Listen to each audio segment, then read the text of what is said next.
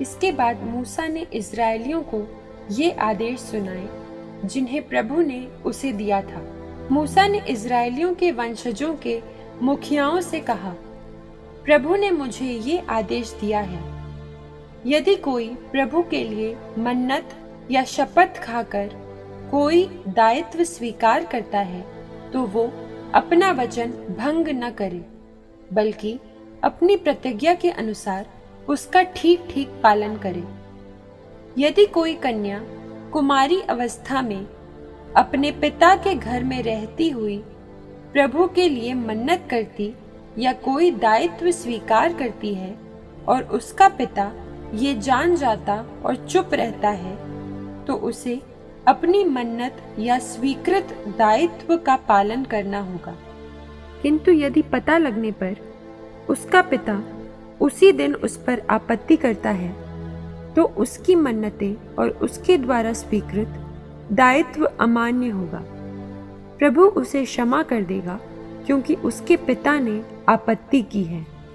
यदि वो मन्नत करने या बिना सोचे विचारे कोई दायित्व स्वीकार करने के बाद विवाह करती है और पति ये जान जाता है और चुप रहता है, तो उसे अपनी मन्नत या स्वीकृत दायित्व का पालन करना होगा।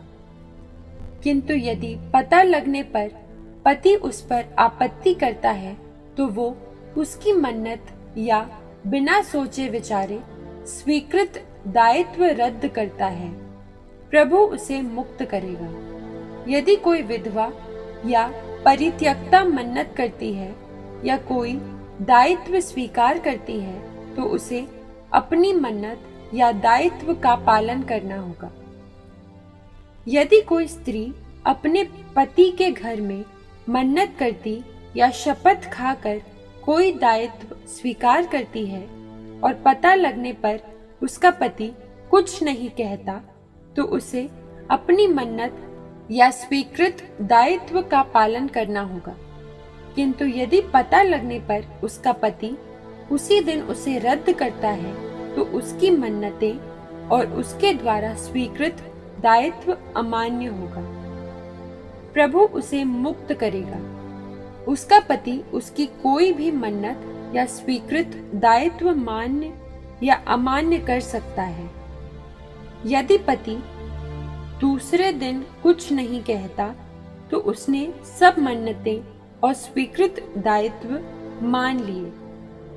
उसने उन्हें इसलिए मान लिया कि पता लगने पर उसने कुछ नहीं किया। यदि वो बाद में उन्हें रद्द करता है, तो वो अपनी पत्नी के अपराध का दोषी है। पुरुष और उसकी पत्नी तथा पिता और पिता के घर में रहने वाली अविवाहिता कन्या के विषय में यही नियम है, जिन्हें प्रभु ने मूसा को दिया था।